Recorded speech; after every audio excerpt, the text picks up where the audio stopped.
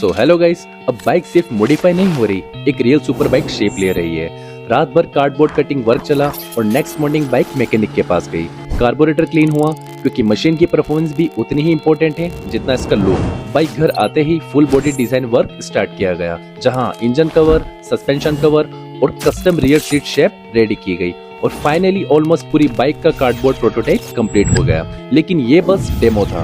अब एंट्री हुई real body panels की, जहां 8 इंच पीवीसी पाइप को कट करके हीट से फ्लैट शीट बनाई गई। फिर बाइक के suspension cover and seat panel के कार्डबोर्ड डिजाइन को पीवीसी पर ट्रांसफर करके कस्टम पैनल कट करना स्टार्ट किया। सस्पेंशन कवर, रियर सेक्शन सब स्लोली रियल सुपर बाइक में कन्वर्ट होना स्टार्ट हो गया और अब यह प्रोजेक्ट पहले से ज्यादा कूल लगने लगा है।